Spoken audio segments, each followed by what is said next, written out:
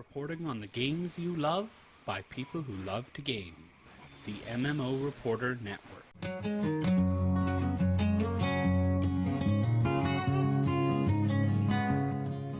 Hello and welcome to episode 33 of the Happy Hearthstone podcast. I'm your host, Josh Augustine, and this week I'm joined once again by everyone's favorite co-host, Scott Lantz. Hello, world. How you doing? I'm doing pretty well. How are you doing, Scott? I'm doing pretty well. Just got back from a family vacation and about to head back to work, but that's not bad either. Okay, nice. Well, thank you for stopping by our podcast before you jump back into work. Would you say that this podcast is the highlight of your vacation? Oh, you know it.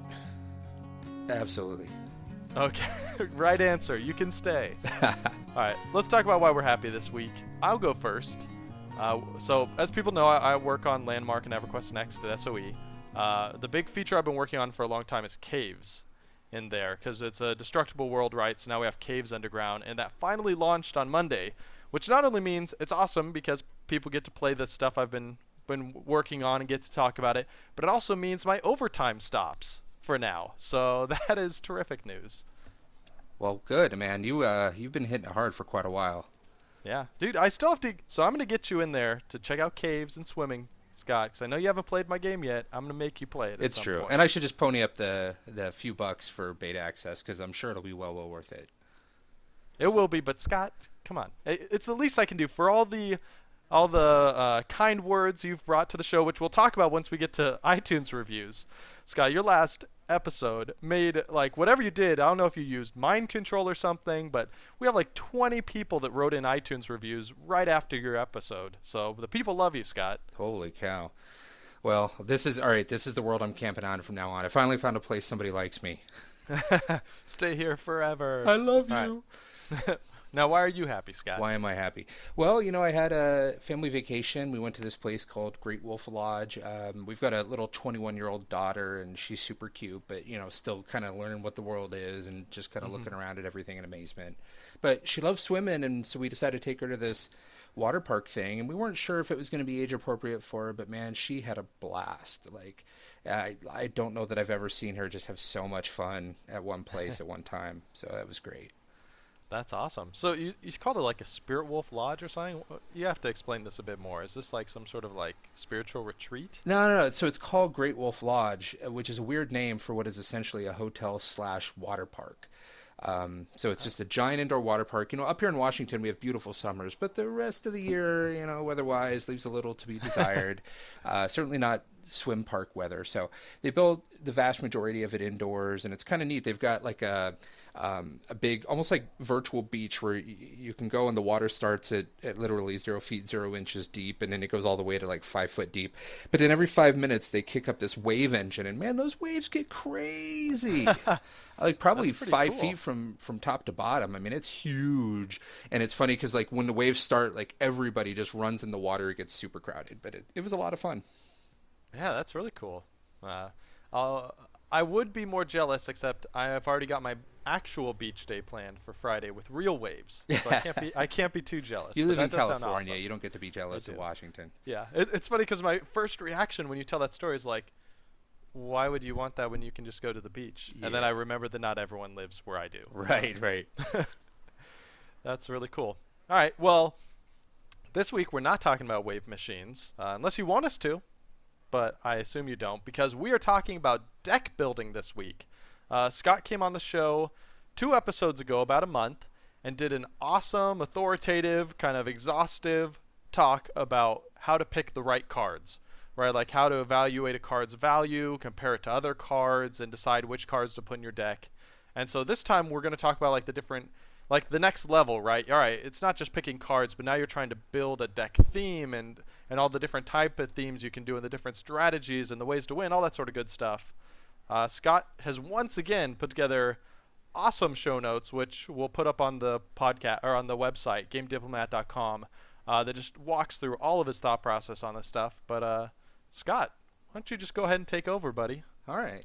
So, yeah, as Josh said, this week's topic is deck building. So our last episode focused, on the card evaluation more about arena card selection than anything. I mean, those skills were valid no matter what. But as we mentioned last episode, when you start getting into like ranked or even casual constructed deck building, that's when the synergy between cards starts to matter a lot more, and that can overpower some of that card evaluation we talked about last time, because we tended to look at cards pretty much in a vacuum.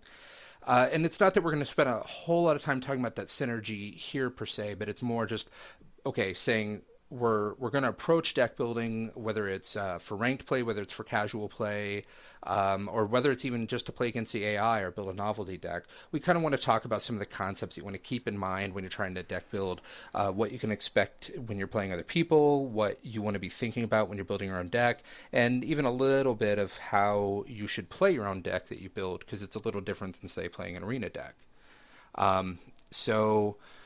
One concept that I wanted to put out there is that people need to keep in mind that rarity does not equate directly to card power or usefulness. So I think one trap a lot of people have is that, they assume that in Hearthstone you're going to win if you spend the most money because you have the most rare cards, and rare cards are more powerful, right? And the truth is that rare cards are not necessarily more powerful than lower rarity cards. For example, one of my favorite decks that I've been building is what I call a Warrior and Rage deck. So it's a lot of guys like Raging Worgen that get very, very powerful whenever they take any damage. And so then I've got a lot of cards like Cruel Taskmaster or Inner Rage that can damage one of my own units for 1 hit point, and give them a bonus at the same time. Then they get their own bonus on top of their bodies for being damaged. So then all that stuff together piles up to make a really big creature that can... I think I figured out that deck is capable of attacking for like 18 damage on turn 3 or something like that. And I've had a turn 4 kill with it. It's very rare, but it can happen. Wow. Yeah, and those are the kind of synergies that you want to look for. Anyway, that deck is all common and basic cards. I think I had 2 rare cards in there for Frothing Berserker, but that's just kind of icing on the cake. You don't need those. And then it turns out that another deck that I'd built that I was having fun with, I went and looked at it, and I think I only had like 3 rares in the whole deck and no epics or legendaries. So I was like, oh, well, okay. And as people may have heard or noticed, some of the hardcore streaming people are taking all basic decks to legendary, which to me is quite an accomplishment. Yeah, I've seen actually quite a few of those. They're going through, they're trying to do all the classes, one at a time. Yeah. It's really cool. Yeah. I mean, but it is true, Scott. I mean, some legendaries are better. They just are. They're just like great cards. Yeah, and I think, so if you're playing an aggro deck, Leroy Jenkins is a pretty darn good card, right? Yeah. It's a 6/2 for 4 mana, and it's got charge, but your opponent gets 2 dragon whelplings that are 1/1s. Yeah. And so I found that that's great for finishing a game. Like, there's very few cards that are as good for finishing off a game. And yet, when it's in my hand, I often hesitate to cast it earlier in the game unless I have something like a Consecrate or something to combo with it, because they can just spend those Dragon Whelps I gave them to kill my guy the next turn. So I often don't cast him before the end of the game, but I have all the, my deck is full of all sorts of other aggro creatures that I'm not afraid to cast. So I do think that, yeah, they can tend to be a little better, but I also do think that they're not that much better. And just to help curb how much influence they can have on your deck, there is a limit of 1 per deck anyway. Yeah, that's true. Yeah, and mostly you're not going to see too many just like legendary heavy decks. I think I saw somebody play a Druid version, and they had lots of like Enervates and Wild Growths, and the idea was just to ramp up and just lots of super expensive legendary cards in there. Honestly, that deck's not very good. And normally what you want to do is find a deck concept that works, and it works from, like 28 or 29 of the cards in that deck, and then maybe throw in 1 or 2 legendaries that just really accentuates that strategy. And in those situations, I think those legendaries can be, some of the best cards in that deck and really help push it forward. But at the same time, if the legendaries were just clearly better, then your deck would be full of as many legendaries as you have. And it turns out that's just not really the most powerful way to build a deck. Yeah, so for players that maybe are, opening a few packs, like my brother finally bought some packs in the game, and he just got his first legendary. He got Garrosh Hellscream. Oh, yeah. So the way to maybe approach like legendaries and those sorts of cards isn't necessarily like, it's legendary, put it in my deck, but it's legendary, let's see what it does and try and build a deck around it to make it fun to play with. Would you agree? Yeah, absolutely. And there are a few general purpose legendaries. Like I think Hogger is a pretty good general purpose legendary that you can put in a lot of different decks. But I found that he just didn't have a place in my more competitive ranked decks. I actually did hit legendary last season. As we were gearing up for this episode, I was like, well, I need to spend a little more time constructed. So, and I'll talk. Yeah, so I have to say, you're the only person I know in real life that actually hit legendary. So congratulations, that's awesome. Well, thanks. Yeah, and I'll be honest, it wasn't that hard. I feel like the deck did most of the work because I want to be clear. Whoa. All right, let's not belittle the rest of us that can't get there, Scott. Let's not go too far. Well, and what I was going to say is I was trying to build my own deck to hit legendary, and I was hitting resistance. I never tried too hard, but I was hitting a lot of resistance around like level or rank 15, 14, and with my own creations, I was having a hard time breaking through that. And so I went and just looked on Hearthstone.com, I think it is, and it's a deck repository, and I was just trying to see what some of the hot flavors of the day is, and I didn't want to use the super well-known decks, like the Zoo deck or Handlock or some of the other like super common variants, Miracle Rogue. Not that there's anything wrong with those. I was just hoping to play something a little more fresh, and I came across this deck that it was called Shakadin, and it was a Paladin deck that's super aggro, and it already had like more likes than anything else had gotten in a few weeks. So it was obviously getting a lot of attention from a lot of people, but was still kind of a new, fresh thing. So I'm like, all right, I'm going to try and build this. And man, I couldn't believe it. Like I'm putting together the deck and I had a hard time understanding like, why is this working? But it was working. And I just kept winning and it was insane. So hey, that's what matters. You don't have to understand it as long as you're winning. Right. Just keep going. Well, and that's so, I'm glad I did that because it helped me come to a better understanding of what leads to success in especially the high end of the constructed environment and ranked environment. To be clear to everybody, Blizzard's matchmaking, whether you're in casual or in ranked, both systems will tend to move you to where you're fighting against opponents of the same difficulty level as yourself. So you should end up with a win rate of about 50-50 no matter what kind of deck you build. And unless you're gunning for legendary, build whatever's fun, build whatever's good. If you want to take your own approach to deck building, which is what I recommend, I find that the most fulfilling and the most fun, and it's where I like to spend my time, then by all means do that. But understand that what I found is that it's hard to hit legendary status, and I think there's a few very, very specific deck concepts that are capable of that. And when you get to higher level play, you're only going to see 5, 6, 7 different decks total. I mean, you're going to see a lot of variations on the theme, but it turns out that not all that many classes are they're not that easy to drive anyway. I mean, like we were just talking about, the experts, the pros can take an all basic deck and move into legendary, but those are extraordinarily skilled people. I mean, those are much better than me and probably much better than most of the people listening. So I think the point I'm really trying to drive at is I would encourage people, if you're getting a feel for the game, don't be afraid to go find a popular deck online and take it for a test drive and see what you like about it, see what's good about it. Maybe hit legendary and then switch to one of your own decks and see how that can do once you're in legendary. Or next, like for me, last month was about using somebody else's deck, and from now on, I'm going to try and see how far I can get with my own deck, and my goal is to hit legendary with a totally fresh creation.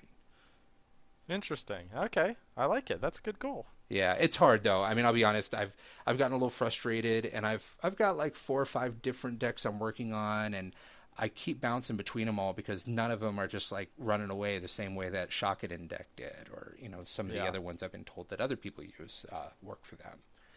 But still, I certainly have had a lot of success with certain decks, and certainly it's a matter of incremental advantage. Like as you get better and better with your deck building skill, you will tend to your creations and your skill using them will tend to put you higher and higher through the ranks.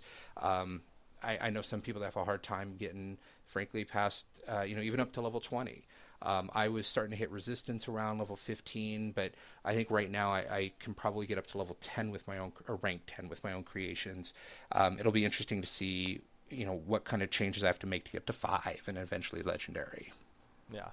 So early on, probably for newer players, skill is probably more important than the deck, right? Just learning how to use the cards. Yeah, absolutely. And that's, I think, evidenced by the fact that you see these I'm going to call them pros. I don't know if they really are pros, but the hardcore streamers or the pros are getting to legendary with all basic decks, and that shows that I think skill is more important than having the super rare cards.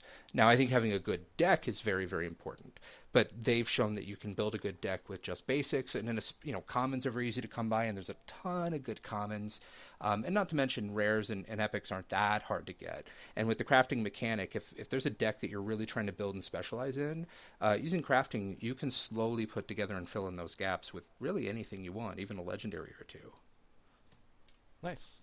Yeah. All right, let's keep going with the tips so we can get to legendary too, Scott. Yeah. Okay. So, and everybody talks about the meta. I would say, unless you're somebody who's getting to rank 5 or higher, don't worry about the so-called meta. Don't worry about what decks are popular. And I said earlier, there's only 5 to 7 different deck variants up there.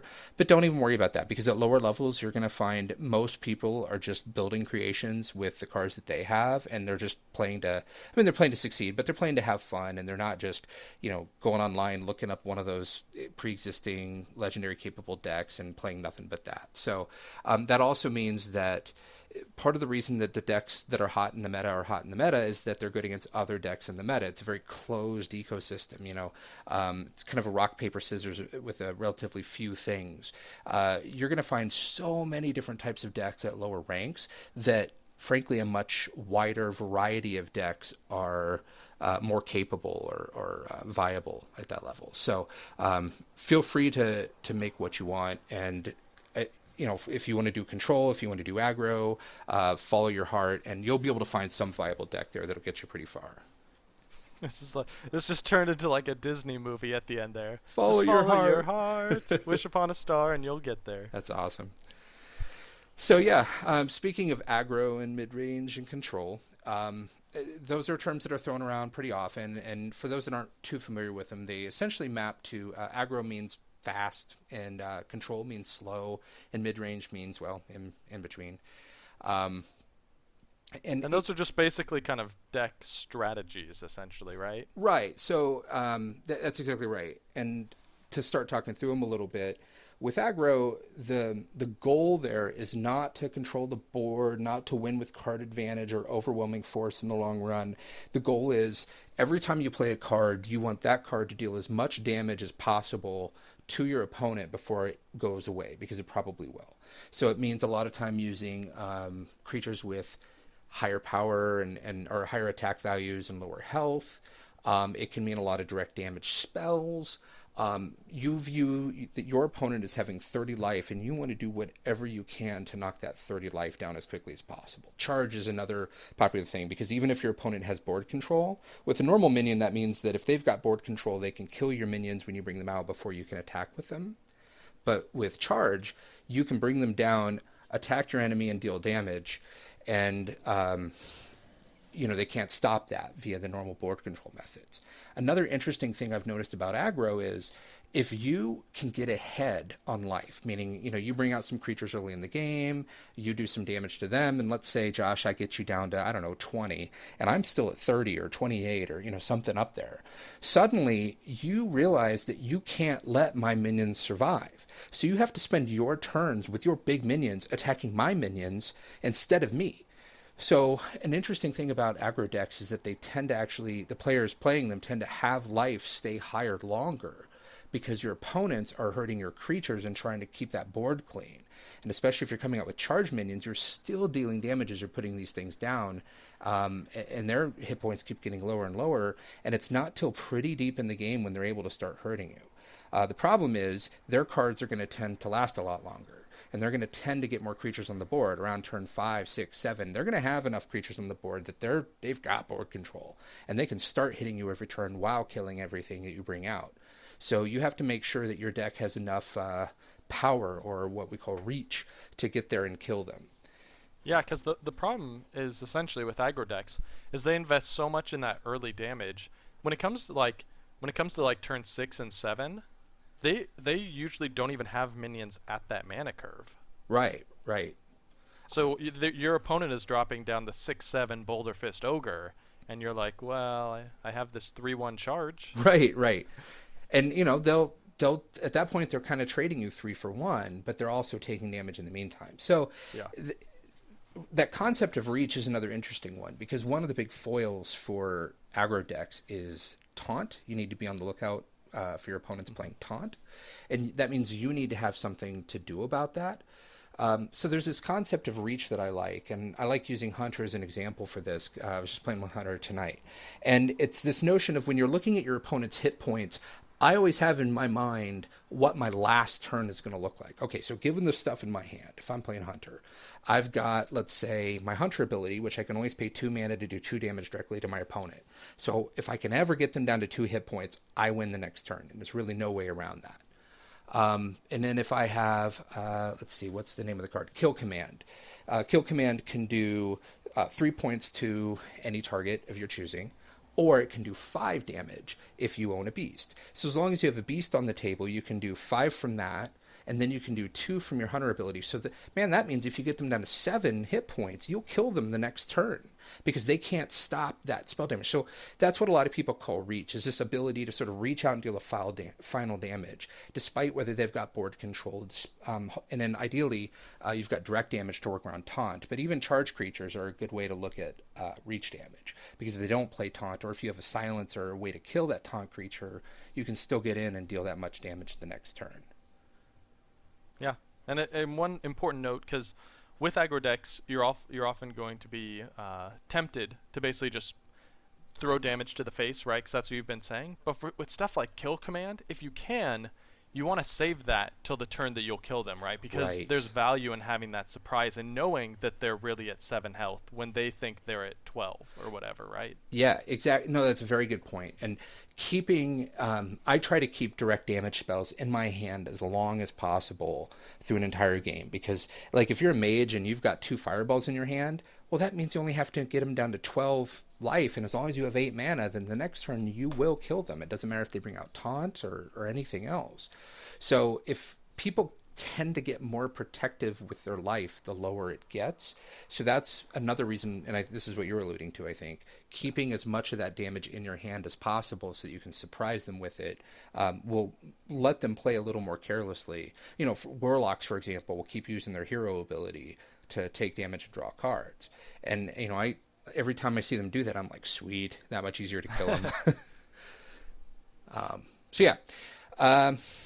And then another thing with aggro decks to be aware of is card draw. Now, every deck likes card draw. Clearly, having more cards is better than having fewer cards. But as we've talked about, I think the last couple times I've been on, card draw comes at the expense of throwing cards on the board that are doing nothing other than doing as much damage as possible as quickly as possible. So it's a trade-off, because putting card draw cards in your deck will slow it down a little bit, but it may also, it'll keep you from petering out quite as quickly. And I think, Josh, in the show notes, you had suggested that some card draw in an aggro deck is good, and I think you're right about that.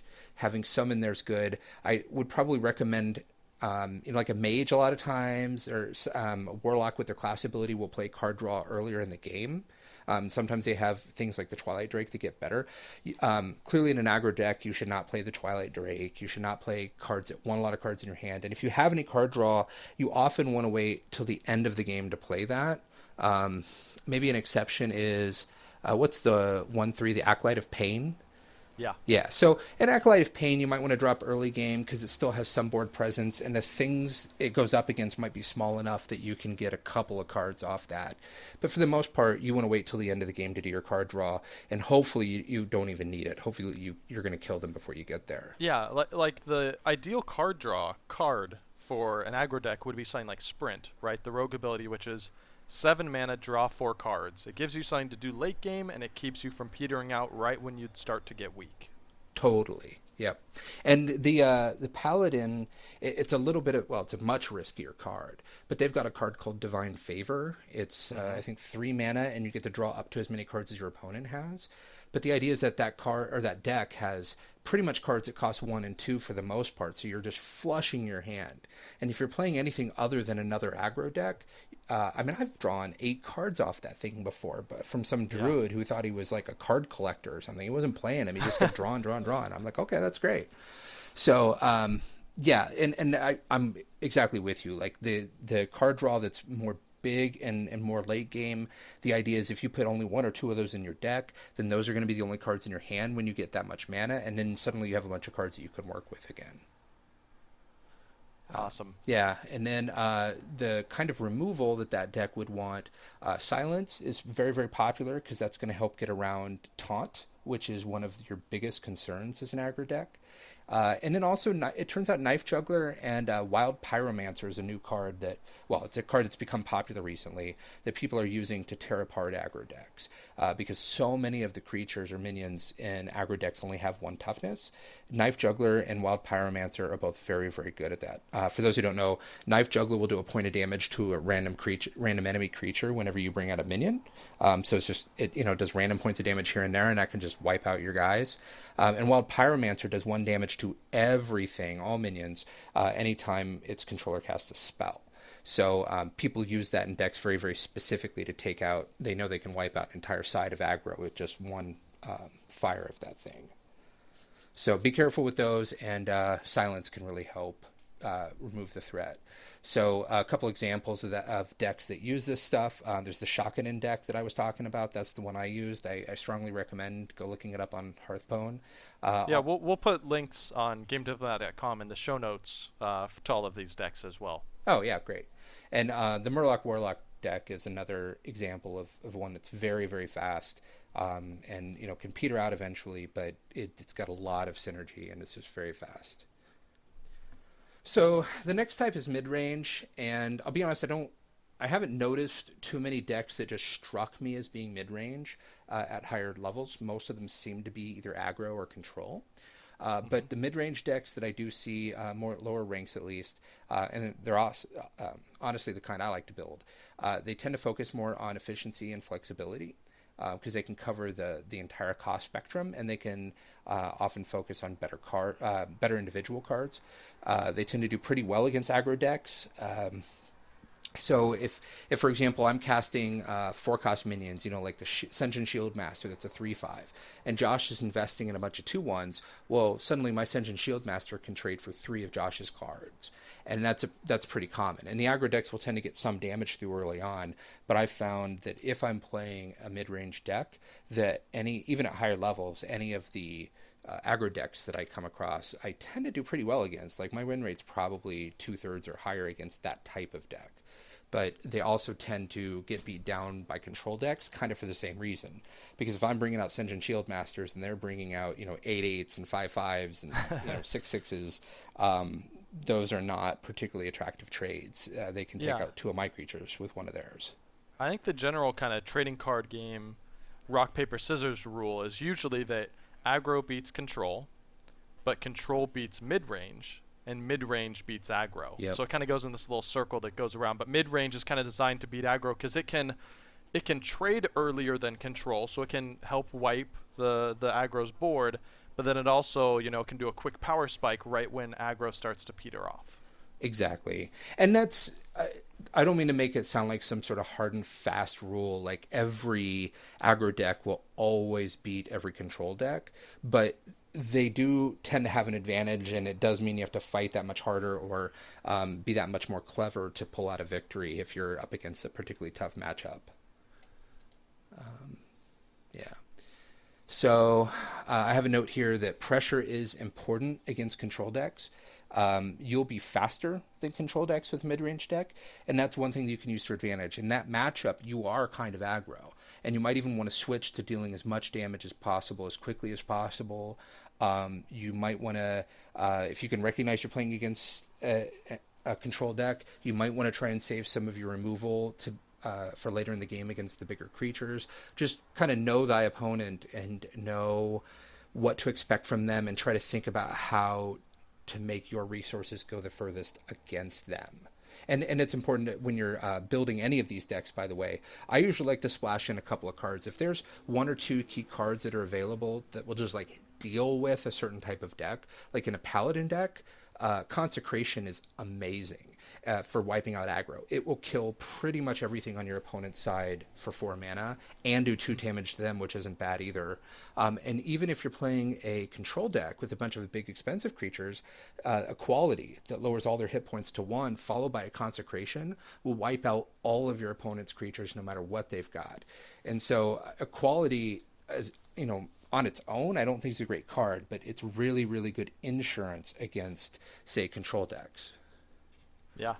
So I guess with mid-range, I want to know more about what that exactly means. Is that just a matter of stocking up on 4 and 5 cost mana cards, or is that like what sorts of creatures am I looking for? Is it early taunt or what? Well, I mean, at its most broad, it really just does mean an emphasis on mid-game cards and minions. So, I mean, it's an oversimplification, but I guess it does kind of mean the 4 and 5 and 6 cost minions more than anything else. Whereas Control tend to focus more on getting you to the point where you can cast, say, 6, 7, 8 mana cards and having those be the brunt of your deck and where most of your power and win conditions come from. But those mid-range cards, I think they have the most diversity, the most utility, and debatably the most efficiency in the game. Your opponent's never going to be casting 2 Ironbark Protectors on a turn, but you can cast 2 Sentient Shield Masters on a turn, or 2... I forget his name, but he's like the 5 mana cost guy. He's a 4/4 and brings a 2/2 friend into play. And if you can drop 2 of those on a turn in the end game, that's really good. And so to me, that is the end game strategy with a control deck, is you can start dropping 2 of your awesome efficient things every turn. Yeah. So there's not necessarily an equivalent, like with aggro you want charge minions, right? Right. With mid-range there's not something like that. You just kind of want efficient minions around the 3 to 6 mana cost, sort of? I think so. I mean, it really depends on what the trick of your deck is, especially if it's a combo deck. But if not, you probably want to look at, like, something you always need to be thinking of: how are you going to not die, and how are you going to kill your opponent, right? So efficient creatures are all well and good, and if your answer is, well, I'm going to get board control through just having like bigger, beefier creatures than anybody else, well, okay, then that's your strategy. But when building a constructed deck, you, as often as possible, you should try and think about what your strategy is, and then pick cards that support that. And I think that's just as true with mid-range decks as it is with, say, control or aggro. Yeah. Okay. And then removal in mid-range decks can come in all forms, and that's sort of the beauty of having a deck that can use or cards from all over the entire spectrum. But it does tend to focus on ones in the middle of the range. But each removal tends to be attached to spells, and spells tend to be class specific. So it's hard to talk too specifically about that without talking about what class you might be. But I would say just try and focus on, okay, if I go up against an aggro deck, what kind of removal am I going to have in this deck that's going to help me deal with that? And the same thing for expensive control decks. What am I going to do when they're dropping an 8/8 on the board, and then they're dropping a 5/5 on the board? And what am I going to do against these big things? And you should make sure that your deck is at least capable of that. Otherwise, you're saying every time you come up against one of those players, they're going to beat you.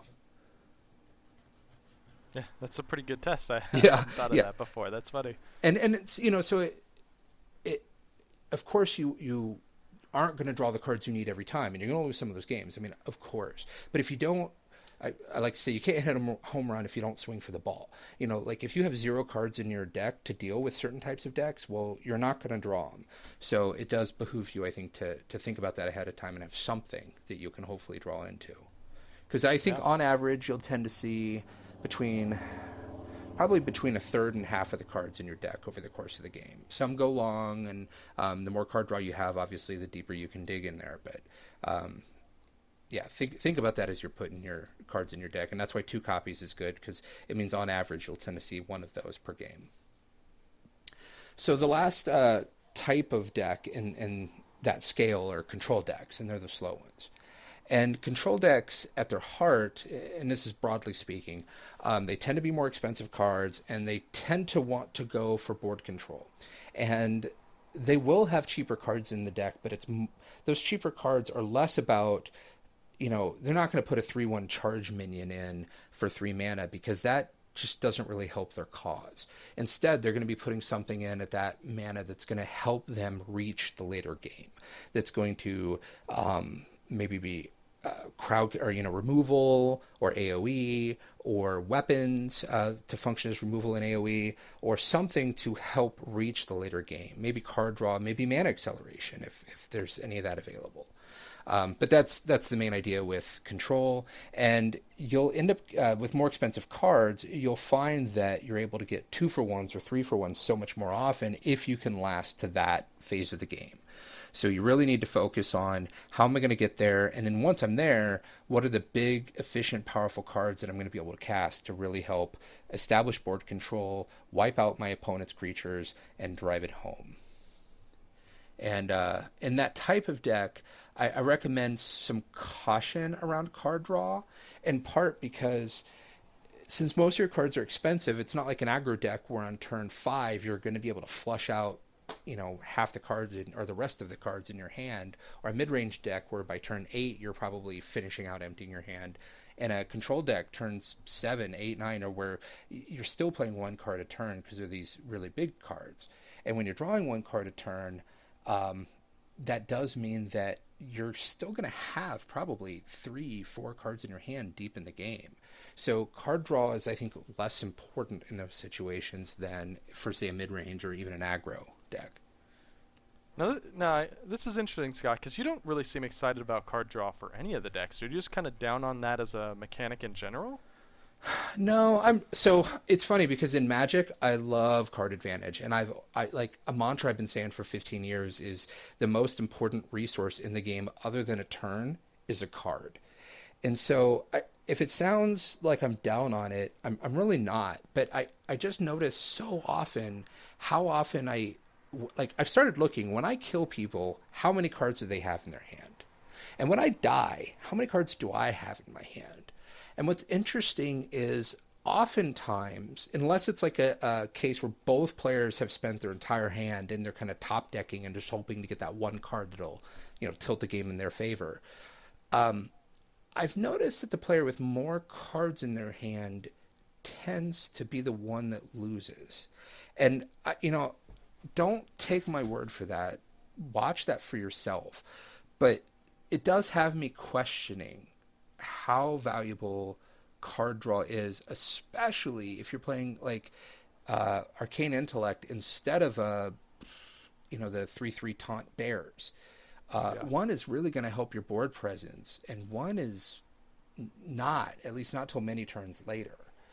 So again, it's not that they're bad, it's just that I think you need to be careful with them, and I think control just needs them less than the other types of decks. I think aggro probably needs them for a little extra burst at the end, and I think mid-range can fit them in a lot more gracefully and just keep going, because to me part of the value of a mid-range deck is that you're able to just play cards all over the place, and they are pretty powerful and substantial, and if you can keep your hand stocked so you're at 2, 3, 4 cards pretty much all the time, you've just got lots of choices at any given point. I don't know. Interesting. Yeah. And I mean, of course, like everything, this is all subjective, and I'm just giving my opinions and observations here. But yeah, well, now every single game I'm going to start writing down how many cards I have, how many cards they have. I got to find out if this is true, because that's very surprising to me. Because the first thing that was like really big in Hearthstone was everyone was on board with, okay, what's the best card draw card? What's the best card? You have to get your cards. And it makes sense, right? Like you said, you have more choices.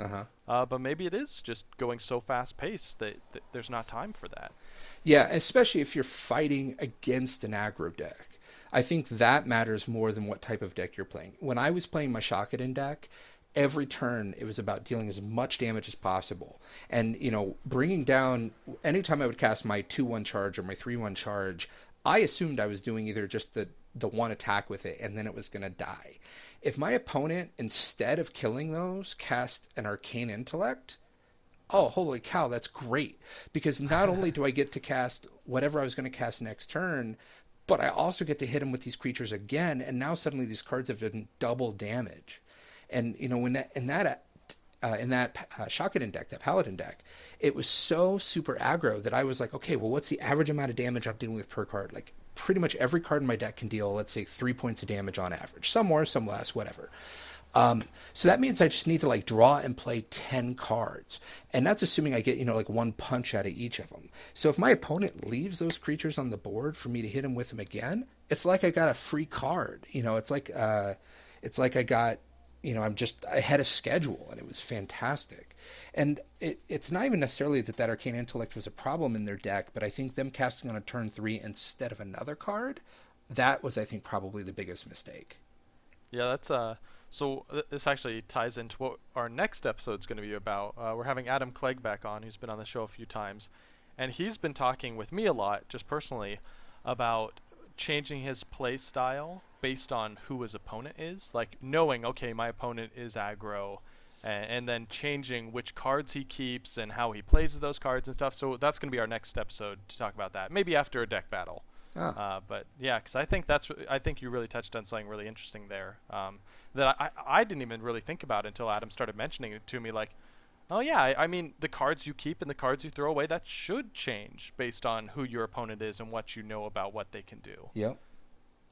Yeah, I started learning that if I'm playing a Druid deck against a Druid opponent, that's going to be a controlled deck. And I can probably throw away my Consecrate because it's probably not going to be anywhere near as worthwhile as if I'm fighting a Warlock that's probably going to be playing a bunch of small creatures, in which case that I'll go ahead and keep that Consecrate because it'll probably just clear off their side of the board. Yeah. Yeah. And a Consecrate can literally turn the game from being in their favor to, oh, holy crap, they've just flushed their hand, they've got 2 cards in their hand, they've got nothing on the board. What are they going to do now? Talk about an amazing control card. Like, that is... Yeah. That and, like, Holy Nova on Priest is, like, those are the ideals. Yep. And that's when I was playing my aggro deck. Those are the cards that I feared, and I had to be very, very careful about those classes, playing against them. Yeah. And it takes a little discipline to look up and see what class you're fighting every time, but I got to a point where I was doing, and it definitely helped my game when I did. Very cool. Yeah. All right. So those are the 3 types: aggro, mid-range, and control. But there's another spectrum I wanted to touch on real quickly, which is the 2 ends of it. I don't know what to call the spectrum, but the 2 ends of it are on one end, what I call the good stuff deck, which is made up of just individually efficient cards. And on the other side of the spectrum is kind of the combo deck, which are cards that aren't necessarily great on their own. Some of them are just unplayable on their own in a vacuum, but they become very, very, very good in a deck meant to synergize a lot of cards with each other and create combos of highly disproportionate value. So the first end of the spectrum is the easiest to understand, the good stuff deck. That's where you're just looking for a bunch of individually efficient cards that kind of kick ass on their own. And this is actually really good for beginners, is that you can just go through what you have, with the concepts talked about on our last episode, I guess 2 episodes ago, the last one I was on. You can try and figure out which of these are going to tend to give you the best bang for the buck without any synergies there to make them even stronger. And those will tend to be more consistent because the cards are very good on their own. If you play a Chillwind Yeti, you always know what you're getting for that Chillwind Yeti, and you don't have to worry about having some, like an Ancient Watcher and a silence effect. Which it was pretty surprising, by the way. I did see a bunch of Ancient Watchers in Druid decks because at least a couple of the Druid units and cards have silence effects on them. So in a pinch, they could always cast them on their own Ancient Watcher, or give them Taunt, or some other ability. To make them relevant again. And I thought Ancient Watcher was kind of unusable in that way, but it turns out the Druids just have so many cards that give silence and taunt that they were able to make it work pretty effectively. Yeah, because they don't. The big thing with Druids too is they don't have to just do silence, right? It's deal damage or silence. So even when they don't have the Ancient Watcher, it's still a valuable card. Whereas other classes can't afford to just run silence minions. Yeah, and even then, it's already attached to a minion that's not a bad deal for its cost. Yeah. So it's all upside for them. And that's more on the combo deck side of the spectrum. And Miracle Rogue is probably the most well-known combo deck, which is It's a deck with a lot of spells. I think that deck has only 8 minions in it, if I'm not mistaken, because the rest are spells. 2 of the minions are was it Gadgetsian Auctioneer, I think is its name. It's a 4/4 for 5 mana that has an ability that lets you draw a card every time you play a spell. Well, when all of your cards are spells, and a lot of them cost 0 mana, you get to just keep playing and playing and playing cards. And then the class legendary for Rogue is Edward Van Cleef, who, I forget how much he is, like 4 mana, 3, 5, something like that. He's kind of a mid-expense cost. But when he comes into play, he gets +2/+2 for every spell you cast before him that turn. And man, I mean, I see these guys will come into play as 10/10s or 12/12s. And meanwhile, he was backstabbing you, and he was clearing your board in preparation for that guy to land. Yeah, and ironically, preparation is one of the spells that they use in that combo. Yeah, well named. Yeah, and that's that's kind of the key of this deck, right? Is a lot of the cards in the Miracle Rogue deck aren't good cards on their own. Right. Like you wouldn't want to run them in like just an aggressive rogue deck because they aren't efficient, they aren't good. But that specific combination of gadgets and auctioneers and things like preparation and shadow step that can allow you to cast multiple spells in a row suddenly make them amazing cards. Yeah, because if you cast a Leroy Jenkins, you can attack for 6 damage because he's got charge. Then you can cast Shadow Step to put him back in your hand and recast him for like 1 or 2 mana. And he gets to attack again for 6 mana on the same turn for, 2 extra cost or something like that. Yeah. Yeah. So, and that's an example of that reach concept I was talking about earlier, where Miracle Rogues are kind of called that because they can do so much in a turn. It seems like a miracle that they could pull it off. And, I had a game where I was at like 23 life and I got my opponent down, clearly going to die next turn. I think I got him down to 1 hit point. I just couldn't quite finish him that turn. And he just plays out his whole hand and from like an empty board state and did like 22 points of damage to me that turn and got me down to 1. I was like, holy cow, I had no idea. And that's just how those things work. And there's a Warlock variant of that's pretty popular as well. Yeah. But the important thing to realize there is that what combo decks are is they do tend to don't think you've got them just because their hit points are going down and they're building up cards in their hand. Because some classes like Rogue and Warlock especially may be saving up for big multi-card combos that can totally turn the game around. Hunters can be that way as well. That's the OTK that everybody's been hearing about. That stands for 1 turn kill, and that's the idea that they're just going to dump their hand and do a whole lot of damage on a single turn. Yep. So, yeah, and as a new player, you probably don't want to focus too much on those combo decks, mostly because they're really hard to assemble. You can go look them up.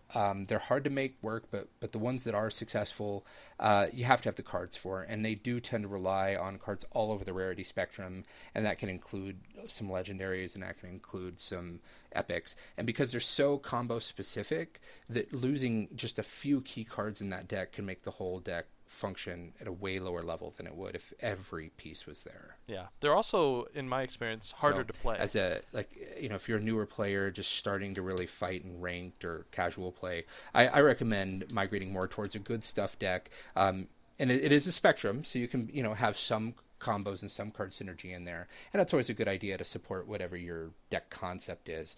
But you can still have individually effective cards. So with this good stuff deck, do you just kind of go for a flat mana curve, or do you still kind of pair it up with one of the earlier decks? Are you a good stuff aggro deck, or a good stuff mid-range deck, or just a good stuff deck? Yeah, so they are meant to be different axes, meaning you can be anywhere on the spectrum of aggro to mid-range to control, and also anywhere on the spectrum from good stuff through combo. And I do think that a lot of aggro decks tend to be good stuff decks. At least the Shakaden deck that I played was for the most part individual cards just doing their work and supporting the theme, and that worked really well. There were some minor combos in there like Equality and Consecration or Equality and Avenging Wrath would tend to wipe out the entire opposing side of the board and deal some damage to them for a 2-card combo. And those are good, and you always want to look out for those, and those are kind of freebies, especially if the cards are individually good. But yeah, so that's an example with aggro, and you can have it at mid-range, and you can have it at control as well. Okay, cool. All right, so let's say that I've picked mine. Let's say arbitrarily I want to do a good stuff aggro deck. How do I go about, like, is there more considerations, or do I, at that point, do I just go back to your card picking episode and just start picking cards that way? I think for the good stuff deck, it's largely going to be about individual card efficiency. I mean, that's kind of what you're saying is I'm going to win not through having card value by playing, these three cards together to get disproportionate value, but rather I want to play, I want every card to carry its own weight and do a good job. And as a new player, I would just expect to build that kind of a deck, because you're probably not even going to be able to correctly identify the combos, and that's even assuming you have the cards to pull those off. Okay, yeah. But for other types of decks, is there more, or at this point are we done with the deck building idea? Yeah, I think that's it. Those are the two big axes I could find, the sort of spectrums that seemed really relevant. Well, now, Scott, you can't lie to me, buddy. I see like 4 more paragraphs in this doc. There's more you have to teach me. Are you trying to hold out on me? Oh, yeah, sorry. That was just for the types of decks. I have okay, all right. Yeah, other just making sure you weren't trying to keep your fancy legendary secrets to yourself, No. All right. So, another consideration when building decks are deck strategy and synergy. So, if you're going to build an aggro deck, that means you need to be careful how many expensive and defensive cards you have. It means if you're a hunter deck, you're going to want lots of beasts. If you're going to have a deck with lots of card draw, then maybe playing things like Twilight Drake are pretty good. If you're going to play, one concept you could do is a deck that just has lots of minions on the board at one time. You play lots of minions that bring into play a friend with them, and then you play lots of cards that buff all your creatures in play, or they get bigger with all of your creatures, the more creatures you have in play. Picking a concept like that and sticking with that can apply to any of the deck types that we talked about earlier, but just sort of having a deck concept or strategy will help, and isn't necessarily a combo thing per se, as with aggro, you just want all your stuff to deal damage as quickly as possible to face, or that you want maybe you have a deck that's good about just nullifying whatever your opponent plays. Like Paladin's pretty good with that. Is you can have lots of cards that remove the power to 1 or the health to 1 or the can silence your opponents, things like that. The way this usually tends to go for me is I usually find a card that I think is cool. Like I like the flavor, I like the idea, or it seems interesting, and so I'll be like, okay, let's start with this card and then try and build a deck that works with this strategy. Yeah, exactly. And I found I had that same reaction with the warrior card, Cruel Taskmaster. And I think there's also one called Inner Rage. So Inner Rage is a 0-cost spell, deal 1 damage to a minion, and that minion gets +2 attack permanently. And then there's a Cruel Taskmaster, which is another warrior card. It's a minion, 2 mana for a 2/2, and it's got the same ability tacked on, that you pick a target creature or target minion, and it does 1 damage to that, and then they get +2 attack. So I was like, well, what happens if I put lots of minions with Enrage in my deck? And what happens is things are awesome. That's what. A good result. That's right. And that's another concept I want to talk about that illustrates pretty well, which is turning a negative into a positive if you can. So, that Inner Rage on its surface, it says, well, deal 1 damage to a minion, and then that minion gains +2 attack. So it seems like, well, I have to hurt this creature to make it better, but that's still probably worth it, right? But in an Enraged deck, hurting them is a benefit, because you flip on this extra ability they have if they're hurt at all. And so with a Raging Worgen that is a 3/3 that has an Enrage of +1 attack and Wind Fury, if you cast even a single charge of that inner Rage or Cruel Taskmaster on it, it gets hurt once, so it becomes a 3/2, but then it gets +1 from its own ability, so it becomes a 4/2, and the Inner Fire makes it a 6/2. So 6-2 with Wind Fury. So one of my favorite things to do is just to play that, and then if I can, I just surprise my enemy with one of those Cruel Taskmasters or something the next turn, and suddenly I'm able to hit them for 12 damage with what looked like it was a 3/3 by only playing one other card with it. And again, just an example of turning a negative into a positive. Like that point of damage didn't really matter, and in fact, it just helped synergize with everything else I was doing. Very cool. And then another thing to be aware of when you're building decks is you do want to pay attention to your mana curve. And I'm not sure if all your listeners know about the mana curve or pay attention, but Hearthstone actually renders, as you're picking cards, they will show you how many cards you have of each casting cost. And this is a concept that came from a lot of collectible card games, and I think it was popularized in the early days by players of Magic the Gathering.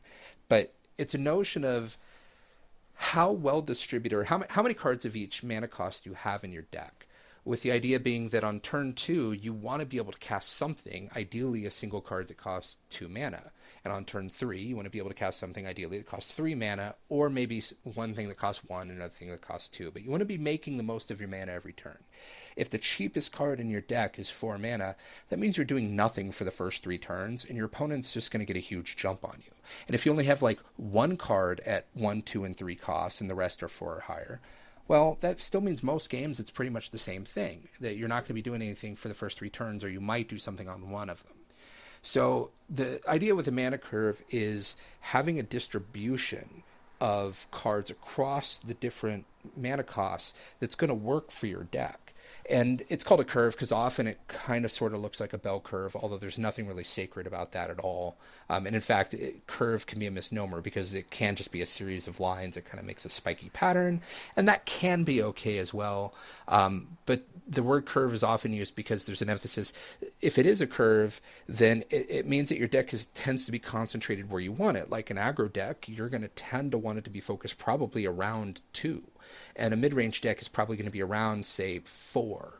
And a control deck is probably going to be focused around, say, 5 or 6, with a lot of stuff on, both sides. And we're not just talking about only mana costs at those costs, but that the majority of the mana costs are where they should be for your type of deck. Yeah, it will usually be shaped like a hill, no matter where your peak is, whether it's Right. at 2 or 4 or 6. It's generally like the extremes on either end, 1 and 10, are low, and then it just kind of gets more and more common until you hit your big point, and then from there. Right.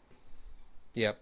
So, the most important thing, it's okay to have, say, the 6 mana slot on your curve be empty. That's not a huge deal, because when you hit turn 6, you're probably going to be able to use, cast 2 3-cost cards that you still have in your hand, or maybe a 4-cost in your hero power, which isn't the worst thing in the world either. And the hero power will help at higher mana give you something to do if you don't have enough cards to fill all that up. Mm-hmm. But it is pretty important, even in control decks, that you want to have a good presence up to where your hill is. So, because the idea is you want to be doing something every turn. If you're not doing something on some turns, your opponent's probably building out an advantage that, not that you can't recover from it, but it's going to be harder to recover from. Mm-hmm. And a lot of times I've been working with people, and we're doing a arena draft together or something like that. And I've seen people they see a 3 mana cost card, a 4 mana cost card, and a 6 mana cost card, and they say, "Oh, well, I have no 4s," so they just snap pick the 4. And I was like, "Whoa, hey, wait a minute, that was a really bad card you just picked." I do want to stress that you shouldn't pick bad cards just to fill in your curve.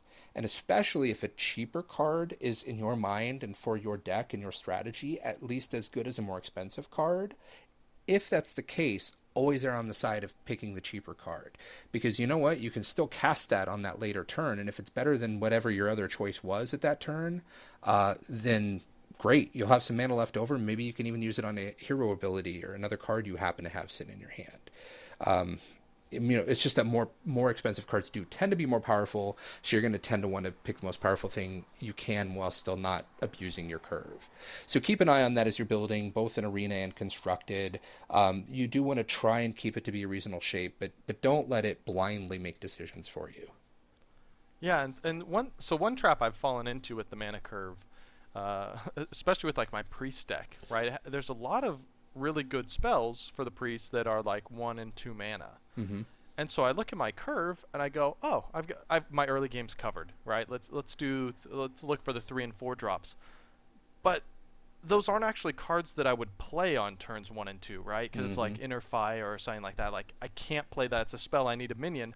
So I don't know, Scott. How do you balance that of like, because that my mana curve looks right, but it's not really right. Right, and that's a very good point, is your mana curve won't show you what you want to be playable on those early turns. And I do think it's pretty important, whether you're playing an aggro like as an aggro deck, or just any deck has the ability to play against an aggro deck. So having something to do on turns 3 and 4 and 5 are important. And if you go back and look, even if your little 2 bar is pretty high, if they're all things that just, are creature enchantments or something, well, those aren't going to do you any good on turn 2. So just like you're saying, be aware of that. And if that means your 2 bar goes a little higher than it would otherwise, well, that's fine. Making sure that you have something to do on the turns you need to do something, that's, to me, the higher priority. Yeah. The way I kind of think about it, I don't know if this will help anyone, is basically when looking at the mana cost when building the mana curve, is I look at the turn that I actually want to play the card. So even though it says 1 mana, I think of it as like a 4 mana card, because that's the turn I want to be playing it. Yeah, absolutely. And, a card like Blessing of Kings that costs 4 mana, I'm okay casting that, or, treating that as a 4-cost card, a true 4-cost card, because a lot of times it's most powerful when played on turn 4, because there's not big things that'll swat down my big thing. If I'm adding a 4/4 to the 4/3 I played the turn before, suddenly I've got a 7. I can't do math. Math is hard. 8/7. An 8/7 on turn 4, and my opponent, unless they've got some really selective removal, they probably can't do anything about that. So the key there is that you've had a chance to bring out things before it, and you can put that on it. Whereas on turn 1 or 2, you're not going to have other minions in play. Yeah. Like, I love Abusive Sergeant, and I love Young Priestess. They're really good cards, and they're 1 mana cost cards. And you can play them on turn 1, but if you do, you're losing some of their value. And so, in my mind, you should probably just not expect to play them on turn 1. You should probably, if you want to cast something on turn 1, you should plan on having something else. Yeah, because when you're building your mana curve, you're planning for good scenarios. You don't want to build in bad scenarios to your deck by default. Right. Yep. So, a couple pitfalls to avoid when building decks. One of them is just be realistic. And we talked a little bit last episode. Actually, we talked a lot last episode about this high maintenance versus low maintenance concept, right? Where high maintenance cards are cards that have a lot of risk, whether it's just that they cost 10 and you don't know if your game's even going to go that long, or whether they're only good with other things in play or when certain conditions are met. But along those lines, be realistic when you're building your deck. Don't assume that the best case scenario is going to happen every time. If you're going to put an Acolyte of Pain in your deck, that's that 1/3 that lets you draw a card every time he's hit, I would say assume you're going to draw 1 card back from that. And so you got your 1/3 and he did whatever he's going to do, and assume you're going to get 1 card out of it, maybe 2 if you're lucky. Don't assume, oh man, I'm going to put this in, it's got 3 hit points, so I'm going to get 3 cards, right? Well, no. No, you're not. And maybe an Arcane, if you really need like 2 cards deterministically and you don't need the 1/3 for whatever your deck strategy is, maybe something like an Arcane Intellect is better. Just try to think about what is an average case, or maybe even what your worst case scenario is, your floor, as it were. How bad can this card be when you're playing it? And if that's still okay or good, go for it. Now, certainly you want to look at what a card is capable of doing, and that needs to be factored in too. But just, I think human beings are just so inclined to come up with these like fantasy scenarios that they get attached to and sound so awesome, and we tend to not notice when things don't perform as well. So I think people just overinflate the value of cards that have a lot of risk or dependencies on them. So, like when you're putting that Mind Control or that Pyroblast in your deck, as you're going through your first play tests, see how many games actually go to turn 10. Because if your game never hit turn 10, then that was a dead card in your hand the whole game. It was as if you just like mulliganed or threw a card away at the beginning of the game. And even if your game does get to turn 10, make sure, pay attention. Like, did I get a chance to cast that spell? Would it have helped? Like, was I at a loss when I got to the 10th turn? And I might not have been at a loss if I had something that was castable at an early turn. And you need to think about those things. And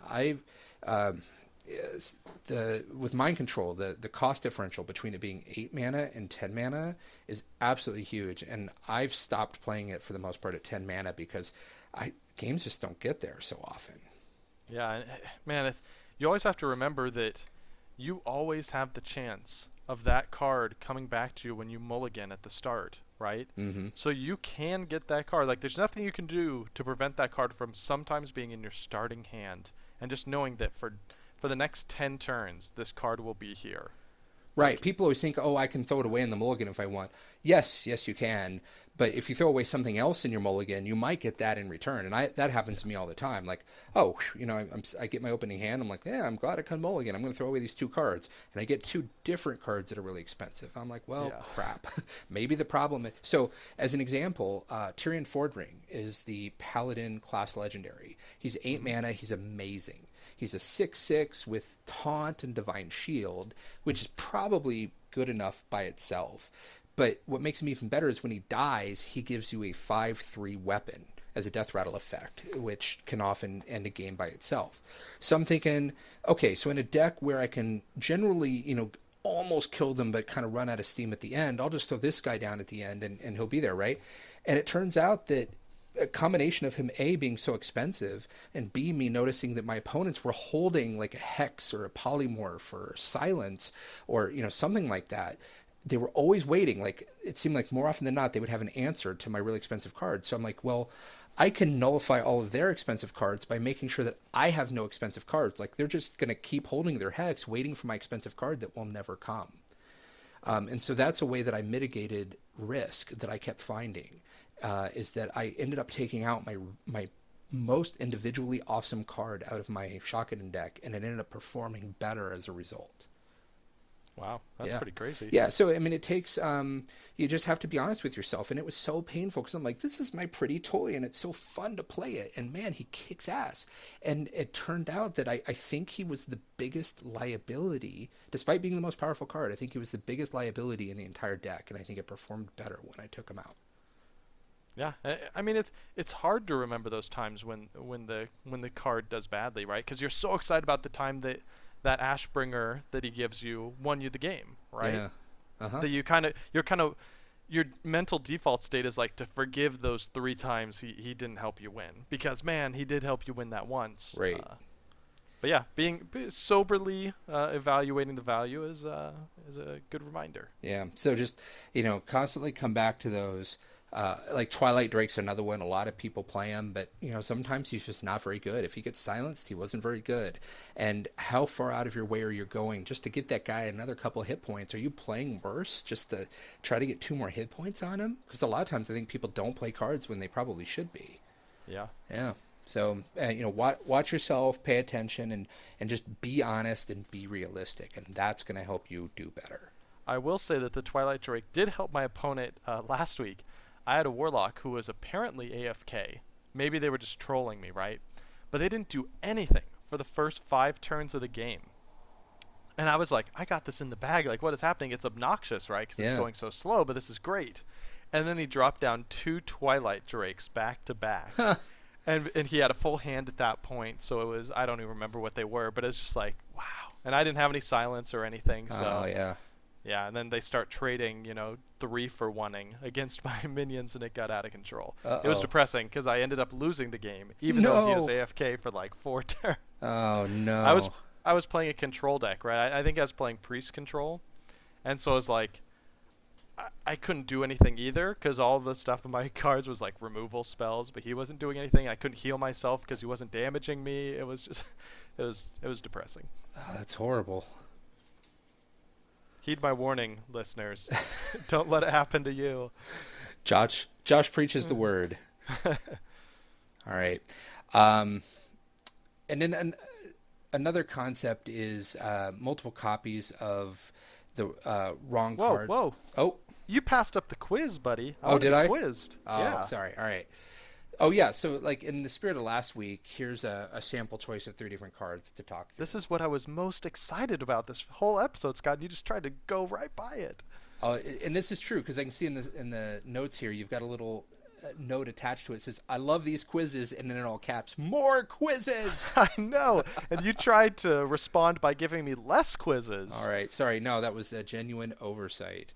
Okay. So 3 cards. The first one is Power Word Shield. I think, these are all priest cards. Yep. And the idea is to think about these and kind of be realistic, like how many board states are they likely to provide value and how much of a risk are they running by playing them. The first one is Power Word Shield, which is, oh geez, sorry, I don't have the... I got it. It's a 1 mana spell. Give a minion +2 health, draw a card. Right. So what are your thoughts on that?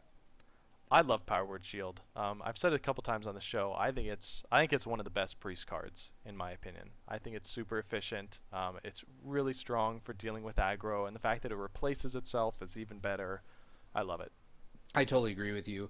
I don't want to take this, but we can circle back and talk about it. All right. The next one is Lightwell.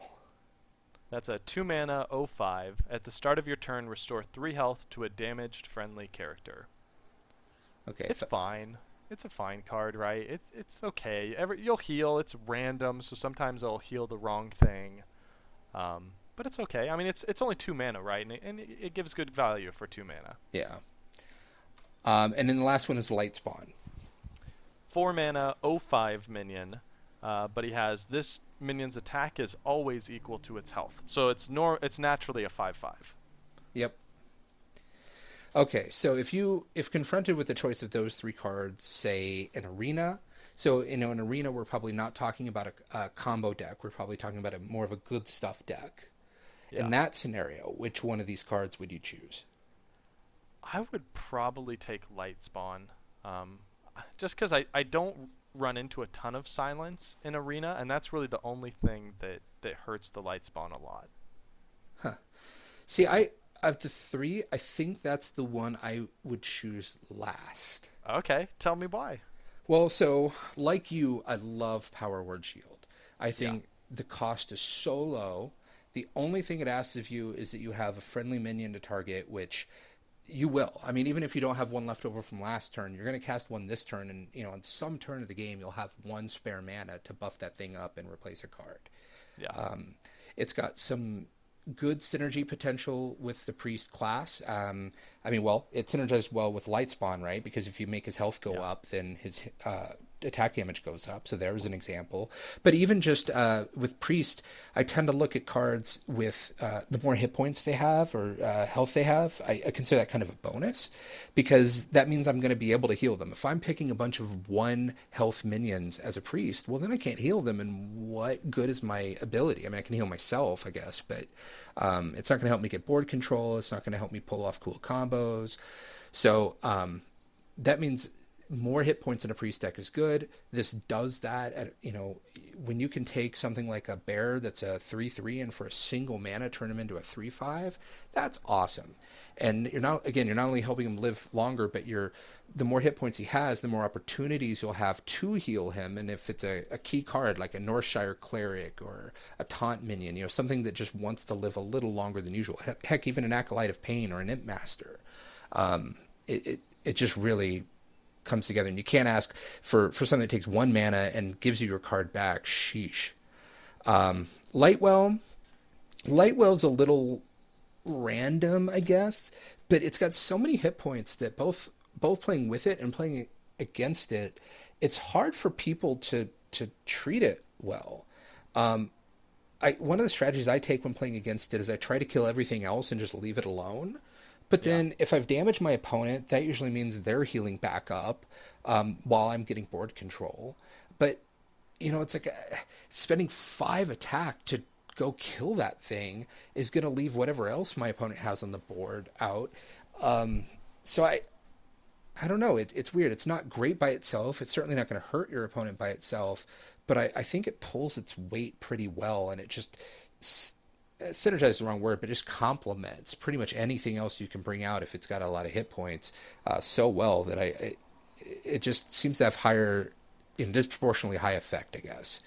And then lastly, the light spawn. My take on that is, sure, you're getting a 5/5 for 4, which is what you play with, and that is ahead of the vanilla test, as we talked about last week. So by that measure, it's pretty good.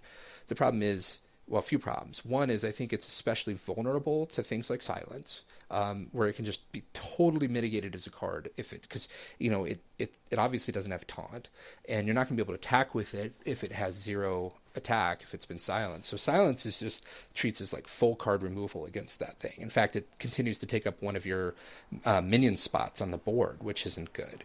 Another problem is that, like, let's say that I was going to attack, Josh, let's say you've got a 5/5, like a Stranglethorn Tiger, and I've got, I don't know, a 4/4 and a 3/3. And I just need to kill your 5/5. Now, Stranglethorn Tiger would be able to kill both of my things when I attacked him. But with your light spawn, I just throw probably the 3/3 at it first. Then that lowers it to a 2/2. I attack that with my 4/4, and my 4/4 lives. And so the ability to reduce its power means it's not the same as a true 5/5. It's a 5/5 that, under a lot of circumstances that will happen, its power is going to be a lot lower. And I don't know. I find it such like a risky card and a complicated card. I mean, in a good stuff deck where you're not going to have a lot of known combos and synergy, I think it's just a big liability. Now, in a combo deck, I think it's a whole different story. If you know you're going to have things that double the hit points or add tons and tons of hit points all the time, that's where I think it can shine a lot more. Cool. Yeah. Yeah. Power Word Shield is definitely my favorite card. In Arena, I tend to just go for the body, right? Because there's so many cool spells, especially in Priest, right? I'm gonna have so many spells already, and so many healing capabilities. Like, I just need bodies, because when I draft Arena, I'm always short on bodies with Priest, because I want the power. I'm totally the 2 removal spells. I'm totally blanking on the names. Power Word Death and Power Word Pain, I think. Yeah, Power Word Death, Power Word Pain, and then also like Holy Nova. Like, I'm gonna Shadow Word. Oh, sorry. Yes, Shadow Word. Yeah. Thank you. That's what it is. I'm gonna have so many of those that I'm always just short on minions. So I like the light spawn that at least it's a body, right? Because when he gets silenced, sure, he's nothing, but so does Lightwell, and at least this guy like does something aggressive if he's not silenced. True. But yeah, I agree. He's not a great card. But I failed the test, Scott. No. Clearly, I haven't been listening. Hopefully, listeners answered better than I did. But that's why I love these choices, is because there is no clear right answer. I think it's just I love these because it's just a good chance to talk through the thinking behind them and think about it for ourselves and to hear what other people have to say about it. And Josh, you've convinced me on a whole lot of things from previous episodes. Like, these discussions have totally changed my play for the better. Have you seen the play Wicked? Play Wicked? The Wicked? Oh, no. Like a theater play? Yeah, no, I haven't seen that. Okay, you just immediately made me think of a song. So there's one, the most emotionally charged song is "I've been changed for the better," or "You've changed me for the better," and all that stuff. And we just watched the Tonys yesterday and saw it. Yeah. Anyway, sorry. That's awesome. Side story. Right. Tell me some more things, Scott. All right. So the last thing I have under pitfalls to avoid is watch out for multiple copies of the wrong thing. Normally, you want 2 of every card. The idea being that if a card is worth including in your deck, it's probably worth including 2 of them because it's probably your best option to include in your deck. Also, having more copies of single cards helps with the synergy. So the degree that you do have combos, you want to include more copies of those cards. So, of course, the copy limit in Hearthstone is 2, but that means, in general, you do want to include 2 copies of every card worth playing. But what I want to call out here is that there are some circumstances where that doesn't make sense for various reasons, and I just want to call this out. So one is if they're a high risk or a high cost card, for example, Mind Control or Pyroblast. You have to ask yourself, if I were to get two of those cards in my hand on turn 3 or something, or even in the beginning, is that going to be bad? And if the answer is yes, then that probably means that you want to be careful about having 2 in your deck at all. I mean, for that matter, if having 1 in your hand is bad, you should probably think about, do you want to include any of them? But I think adding 1 is one thing, and adding a second is a bigger, tougher commitment. And if you draw all of those, it can really just clog up your hand and rob you of options over the course of the game. It's one thing to have 1 dead card in your hand. You can often recover from that. Having 2 dead cards in your hand is a pretty serious problem. And then another thing is we talk a lot about synergy, which is where 2 cards go together to produce higher benefit than they would individually. So, for example, a card with Enrage plus a card that was it Inner Rage or Cruel Taskmaster that deals damage and gives it plus attack. Those tend to go together very, very well and produce higher value than the sum of them individually. But there is such a thing as anti-synergy. And so you want to be careful about including cards that have what I call anti-synergy with themselves. So, for example, if you have 2 Alarmabots in your hand, or in your hand, an Alarmabot is a 3 mana cost card. It's a 0/3, I believe, that at the beginning of your turn takes a card from your hand, puts it into play, and then the Alarmabot goes back into your hand. So if you have only 2 cards in your hand and they're both Alarmabots, that is horrible, because you're just going to play one, and I mean, they can't attack. They've got 0 attack power, but they're just going to keep replacing themselves in your hand. So that's like an example of a card I would be very careful including more than 1. Faceless Manipulator is another one. If you have 2 cards in your hand and they're both Faceless Manipulators, well, the first one's a pretty high value because you can copy the thing that's best on the board, or at worst case it becomes a 3/3. But with 2 of them, well, you don't want to get into a situation where the only thing it can clone is itself. That's just kind of bad. And another example is Divine Favor. So in that Shakaden deck that I like so much, it's really fun to play all your cheap Paladin cards, all your 1 and 2 cost minions and spells, and then cast Divine Favor, which draws back up to the number of cards your opponent has. Except if you have both Divine Favors in your hand at the same time, well, that one of them actually counts against the other one. And I've had situations where I had to cast one of them just to get it out of my hand, and I could literally draw no cards with it, so that I could cast the second one just to draw a single card, because I was so desperate for cards, and my opponent just had 1 in their hand or something like that. So those are just examples of cards that... So I do have to jump in here, because I think I disagree with Faceless Manipulator. I really like running 2 of them. And I don't see a ton of anti-synergy with itself, because most of the time you're copying something on the board. So having 2 of them in hand, I mean, you can copy their 8/8 twice. I mean, it doesn't... Playing 1 doesn't hurt the value of the next one, does it? No, okay, so you're right. And in fact, it probably wasn't the best example to put on the list. My thought was that if they're the only 2 cards in your hand, it's worse to have 2 Faceless Manipulators in your hand than it is, say, a Leroy Jenkins and a Faceless Manipulator in your hand. If the board is empty. If the board is empty, which admittedly it usually isn't, so that's fair. And that I probably was stretching a bit too far with that as an example. But I was going through the card list, and at one point, I think I stopped at finding nearly 10 of these things. I'm like, okay, this really is a thing, and it doesn't affect every card, but you do want to be a little careful. Look at every card and say, does this get worse if I have another one? Yeah. It's a good kind of rule of thumb, right? If 2 in your hand is a bad thing, you really shouldn't have 2 in your deck. Right. Yeah, and that's kind of the rule of thumb I come back to all the time. All right. And then actually, so I've got one here. Actually, yeah. I'm adding to the show notes right now. So the niche utility cards, right? So I didn't really know the best way to explain this. But it's cards like, Brawl, Charge, Ancient Spirit, Blade Flurry. It's kind of like, these are the things, right? Maybe even like Wild Pyromancer, right? Like you mentioned earlier, that's a specific answer to aggro decks, and stuff like Blade Flurry. It's a great answer in a very specific circumstance, and you probably can't expect that circumstance to happen more than once in a game, right? Mm-hmm. It's pretty unlikely. Yeah. Does that make sense? Yeah, I love that. That class of cards, I think you're exactly right.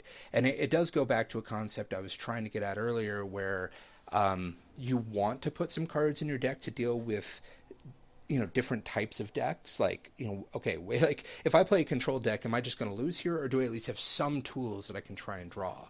But you want to be careful about how much you put those in, because it may be that one in your deck is the right level of like risk and mitigation and probability of drawing it. Whereas if you ever get two of them, or against a lot of matchups, it's just kind of wasted, then I think one is the right answer in those cases. Yeah. And this kind of goes with, I think a lot of these niche utility cards are also kind of anti-synergy. So there's crossover there, like because like Brawl, we said, I mean, you don't want to play Brawl more than once, right? Right. Because it clears the board. Yeah, if you have two Brawls in your hand or two Twisting Nethers in your hand, the second one is not really going to do much beyond the first. Yeah. Yep.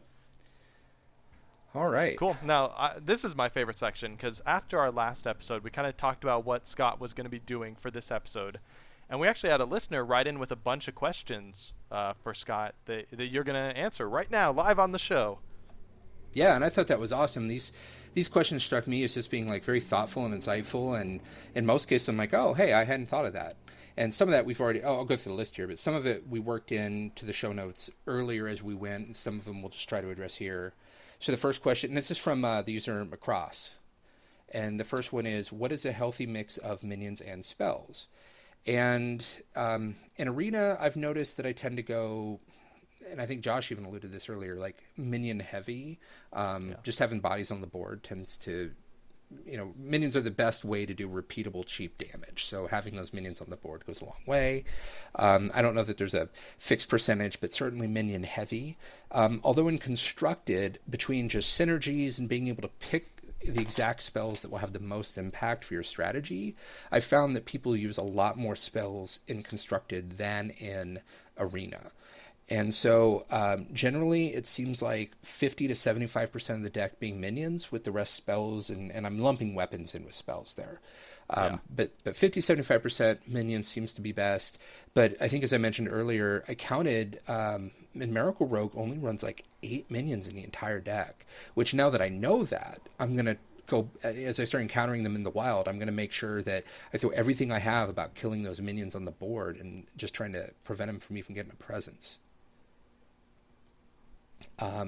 So the next question was a word about the difference between so-called aggro, mid-range, and control decks, and that I think we touched on already. Had a big section for it.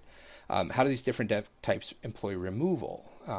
And he says there are different types of removal schemes, both involve spells. I tried to touch on that as we went, as the type of removal that each type of deck would want.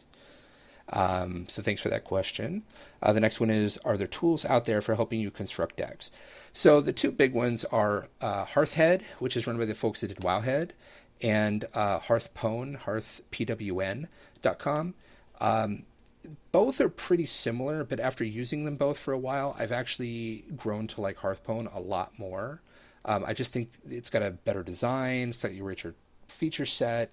That's where I've started building and publishing my decks, which you can go look me up. I think my username there is just Lantz. So if you want to go see the decks that I'm working on, I think I've got most of them published there, including the spin I put on that Shakaden deck that I keep talking about this episode.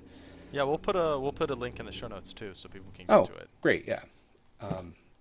The next one is learn how to work with cards that we have versus expensive legendary and epic cards. One of the reasons I love this podcast so much is because a lot of the advice here focuses on free and affordable cards. I think that we'll all work our way to a full card set one day, but that's a long way off for most people. So that's not really a question so much as a statement, and I do agree with that. I think focusing, and that's why I put such an emphasis on the good stuff decks, is because especially for a lot of the players that are just getting into constructed play, I think that's going to be your best option, is just trying to first identify what cards are you going to get the most mileage with that you own, and putting those together in a deck. And then the last thing he had was ways to test against the AI. He says, I'm thinking only the expert AI is worth considering. And I'd say, yeah, unless you're a new player that just gets frustrated by expert AI. And I have talked to some brand new players that said that they start playing the AI on expert and it just thwomps them every time. Yeah, sure. Then drop back to normal until you feel like you're ready for more of a challenge. And that can be a combination of not having that many cards to pick through, and or build decks from, and also just not even knowing the mechanics of the game. I mean, once we've been playing this for a long time, it's really easy to take for granted. Oh, it's so simple, and how can anybody know how to play this? But especially if somebody's coming in from not having played card games at all, and Hearthstone attracts a lot of those people. There are so many fundamental concepts to grasp to get good at the game that it can take a while before you're ready for expert AI or ready for true competitive play. And I think that's okay. Yeah, the story I always go back to is when my wife was learning how to play on our little touchpad. The way she cast creature spells was clicking the card and then clicking her portrait. And that plays creature spells, and then she kept getting really frustrated because when she tried to play spells, it would cast it on herself. Like, she would fireball herself, and she couldn't figure out what was going on because, I mean, to be fair, there's not really a tutorial that ever says, hey, drag the card. Don't stop clicking on your portrait because that will cause problems in certain situations. Right. Yeah, there's a lot of little knowledge stuff like that you just have to pick up as you go. Right. And just learning, there's even a lot of unspoken rules on the cards that we all take for granted. But, we talked about one time that if you've got a creature with taunt that ends up getting stealth, that the taunt stops taking effect. But, you might guess that, but you don't know that until you've actually seen it happen. And there's a lot to the game like that. Yeah, one of the comments actually on what was the card we were just talking about? Lightwell. Was, hey, don't play Akanai Soul Priest because this will cause it to damage all your minions. And that's sort of stuff where, like, yeah, you wonder, like, okay, maybe it'll target the enemy now. No, it still targets your own units, and it's killing them. That you just don't think about. I had some player, I don't think it was Constructive, it was probably Arena, but he played Akanai Soul Priest, and then he played, I think he just didn't make the association in his head. Then he played Holy Nova, which of course hurt my units no matter what. So that wasn't a change. But instead of healing all of his for 2, it hurt all of his for 2. And he did all the setup where he got all of his stuff damaged by 2. It was like half dead. But instead of like healing it all the way, it just finished killing all of his units all the way. Yeah, you could tell he was just like weeping. Yeah, that's the sort of thing where like you wish you could give them an undo button. Right. Because when you're playing in person, you can just be like, oh, just do that over, and they can do it. But it's just, it's painful. Yep. All right, so that's all we've got here. Scott, is there any other parting wisdoms you want to do before we move to community? I think that's as good as we can do in one episode. Yeah. So we'll definitely be talking more about this stuff in the future, and we're always talking about this in general, right? We just don't always devote full episodes to it. Right. So we'll continue to bring this up in the future. If you have any questions for Scott, he's responding faster than I am in the comments on these show notes. So go to the show notes, gamediplomat.com, find this episode. It'll be called Deck Building Something. It should be the newest one. Leave comments in there. Scott will find it. And I don't let me speak for you, Scott, but I assume you'll answer them. Oh, of course. And there's always Twitter as well. We'll talk about our Twitter handles later, but you can always throw it at me and or Josh at the same time. And I can't speak for Josh, but I know I'll respond in a timely fashion. I will respond with stern silence and a glare. There you go. All right, so let's talk about iTunes reviews because we're not doing question because Macross sent in like 7 questions, so blame him or her. But Scott, you got us more reviews in 1 week, I think, than anybody ever has gotten for this show. Holy cow! Yeah, so after your last episode, we got basically like 10 reviews. Normally, I only read a few of them, but since most of them are directed at the episode you were on, Scott, I feel like you should be here when I read them. So I'm just going to read through quickly on all of these, and then we'll talk about them at the end. Sound good? Yeah. All right. Mr. Beethoven says, enjoyable podcast. I listened to this in the WoW Pet Battle Crew podcast, and Josh is great. Yanks in Portland says, great show. Thanks for the informative show with very helpful tips. GameStar10 says, the Happy Hearthstone is an amazing podcast. The host has a great attitude and is knowledgeable and stays on topic. The segments are on point, very entertaining, and the show really shines with a variety of fun, intelligent guest hosts, inserted by me, like Scott Lantz. A show I always recommend to all Hearthstone players I meet, and I'm always looking forward to the next episode. Well done. Juju Beans says, you have a great podcast. Strategy and insight are much appreciated. Kudos for your guest, Scott Lantz, for crediting Brian Wong for Quadrant Theory. One thing I'm surprised not mentioned were the high maintenance cards of the Warlock that force random discard. So what do you think about that, Scott? Actually, let's talk about that. Yeah, do you see that as super high maintenance? I do, and I'd say I stayed away from the Warlock class for a long time because I don't want to deal 3 damage to myself. I don't want to discard 2 cards out of my hand. I don't want to deal 5 damage to myself just to play a card that could die next turn. So yeah, I think it's very astute. That as a class, their class mechanic. One of their class mechanics is about having very high maintenance, and that kind of means high risk, high reward cards. And it's just not my style, but clearly a lot of people are playing Warlock and playing them successfully, so there's something there, but not for me. Yeah. And then he continues, also for balance, maybe a petition to Blizzard on reevaluations of cost being too high for some class-specific cards for Rogue and Mage. And then Chandra Kai says, listen to the latest episode with Scott and found it to be very helpful to this noob player. I'm sure the earlier episodes are just as helpful, so I'm putting them in my list. Thanks. Salty B says, great podcast that entertains while getting into the nuts and bolts of how to improve your game. Card descriptions and show notes are thorough. Guests are good, and host Josh is both knowledgeable and absurdly nice. Absurdly. Salty B recommends start with the card evaluation episode from May 16th, 2014, and start winning more, they say. Graculin says, good job on the most recent episode of the Happy Hearthstone. The card evaluation techniques you provided are very valuable to us Hearthstone noobs. I'll need them because every time I rage quit the game and uninstall it from my iPad, your podcast always sways me to reinstall the game. And then they add, maybe I shouldn't be thanking you.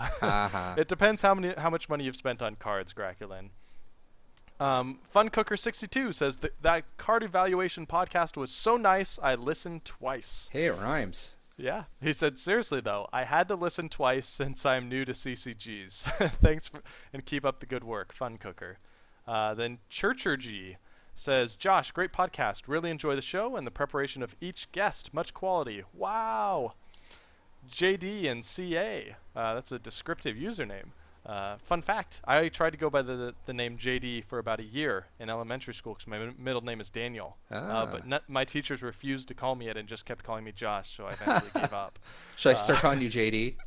I've kind of moved past it at this point. Like 27 years in, I just won't remember to respond to a different name. There you go. I just won't pay attention. But JD and CA, which I'm in CA too. Wait a second. Is this like my arch nemesis or my evil twin? It could be like Fight Club. This may be me commenting on my own. Spoilers. Review. Yeah, sorry. Jeez. He says, I really like this podcast. I have learned so much, not only about how to play Hearthstone, but card games in general. Keep up the good work. Only 3 more to go, Scott. Stay strong. D. Borba says, I love this podcast. Can't wait for the new episode to come out each week. Josh does a great job of informing without being condescending. I learn new things every week that make me a better player. Last week's show about card selection was very helpful with a great guest. Thanks for making my hour-long commute to work feel shorter once a week. A freaking Ninja SG says, I'm loving the mix of comedic banter and educational guidance this podcast has to offer. The guests offer perspectives from all play levels. The duels that happen on the podcast are genius. Love it. Keep them coming. All right, I gotta say, we have one review here at the very bottom that's only 4 stars. What? I know. I normally don't read 4-star reviews, but I'm on a roll, so I can't stop. I've never read this, so hopefully he doesn't say something terrible. Tonsk421 says, first off, the info in the podcast is solid. I've already noticed an uptick in my rank in my arena play. Every episode has at least a couple good takeaways. This is all fine and dandy, but if the delivery is dry, pretentious, or even mean, it would be lost in an unlistenable podcast. Faced it. This genre is ripe with those guys. Amen to that. There's a reason Matt Groening made comic book guy act the way he acts on The Simpsons. Thankfully, this podcast is articulate, entertaining, well-structured, and happy. It's a fun listen as it seems the hosts are also having fun. Are you having fun, Scott?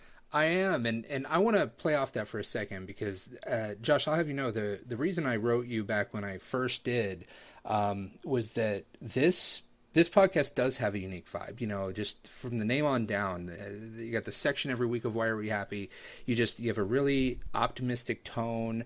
You know, you're upbeat, and I think it adds a lot, and it's what kept me on board as a listener. It's what compelled me to want to participate in whatever way that I could. You got a good thing going here, man. It's awesome. Thanks, guy. You're helping make it a good thing going, and especially according to these reviews, man, you are vital to keeping this good thing going. So he has a little bit left at the end. I'll read it just because he's a nice guy. Lastly, the supplemental information and videos on the accompanying blog helps wrap this all up in a nice total package. This podcast is highly recommended for anyone new to the game or anyone like me who finds themselves plateauing and needs a few fresh takes. Mr. Toneski421, why was that not 5 stars? You've made Josh very unhappy. Yeah. This is now the unhappy Hearthstone. The grumpy Hearthstone podcast. No. But seriously, thank you to everyone who left the reviews. That was incredible. Scott, look what you have done. All You've right. set the new bar. We need everyone listening to go write reviews if we're going to keep up this pace. I want this to be like a PBS telethon. All right, so that was great. We had a good hour. We got what, 12 user reviews. That's great. This time, let's go for 15. Come on, guys, you can really bring it home. You want to hear great quality programming like this year round. All right. Yeah. Yeah. That's what it is. I don't know what else I can offer, like reviews. I feel like I need to, like, if you review now, we'll throw in, an extra voice package. I'll try and do an accent, which I'm terrible at, or something. That would be awesome. We hit goals each week. Like if we get 10 reviews, something special happens. Oh, here we go. We'll hold the card of the week hostage. If we don't get, 10 reviews, there's no card of the week. The card of the week is dead. Josh, all right, so here we go. We need to have you sing the Card of the Week song this week. I think you've escaped from it every week. I think I'm allowed to escape from it. That's kind of my right. You're just saying that because it's your show. That's and because normally I'd want to prepare a song of some kind. How about this? I will sing on the next episode once I feel like because I'm a planner. There's a reason why the show notes are as long as they are, right?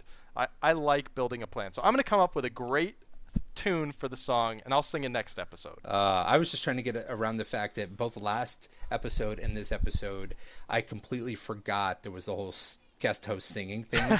So I'll just have to do something. I'll offer you an out. You don't have to take it. If you want to sing, you can. But we still have plenty awesome submissions from when we did our contest where listeners recorded their own songs. So I can throw one of those in if you don't want to. Oh, yeah, do that. If you're too chicken, I'll do that. I'm an angry chicken. Angry chicken. All right. Well, you're on the right podcast, the Grumpy Hearthstone. Yeah. All right, so I will put in a song after the fact right here. It'll be amazing. All right. Gotta get that. Gotta get that. Gotta get that card of the week. Card of the week. Card of the week. Card of the week. All right. Let's pretend. Scott, we just heard the song. It was awesome. That song was great. I've not great. heard a song that good in a long time. All right. Let's talk about card of the week. This week, I'm doing this card because you had super interesting things to talk about when we were playing the other day, when you played a paladin deck that made me rage quit. Did he rage quit? I didn't rage quit. I was just like, I wanted to get my daily quest done. And it's like after 4 losses, it was just like, I just need to get my dailies done, Scott. I'm out. I thought you disappeared pretty quickly. Yeah. Well, it was partially because I had, one more thing to do on my daily quest. Yeah. It was like, I just want to get it done, and then I lost 4 times in a row to you. And I was kind of like, I just want to get this done so I can go cry myself to sleep. Redemption. It's a 1-mana spell. It's paladin spell. It's common. It's a secret. When one of your minion dies, return to life with 1 health. This is a card that's generally considered very bad. It hasn't been played basically since the inception of the game. It hasn't been played very often at all. But you taught me that this card can actually be really good, so take it away. Yeah, so the key is it can be good. It's not that it is good. It's that in some situations I think it can be good. I believe I've said fairly unflattering things about secrets in general, especially the paladin secrets on the show before. This is one of those. However, I played around with the deck concept. A buddy of mine goes by the handle Lunar Storm, so if he's out there you go. There's your shout out. But he played this deck against me, and I was like, wow, this thing is awesome. And the idea is it's kind of a paladin survival deck. So the stuff in it just will not die. There's just Divine Shield everywhere, and there's uses the, oh man, I can't think of his name, the 2/3 golem that comes back to life when he's hit. Harvest Golem. Harvest Golem, thank you. Anyway, so this thing, Redemption, he had put in there, and it just really helps this notion of things won't die. And if they're mostly smaller creatures anyway, then they come back to life, and hey, if they only had 1 hit point, it's as if you got the whole creature again, just sprung back to life.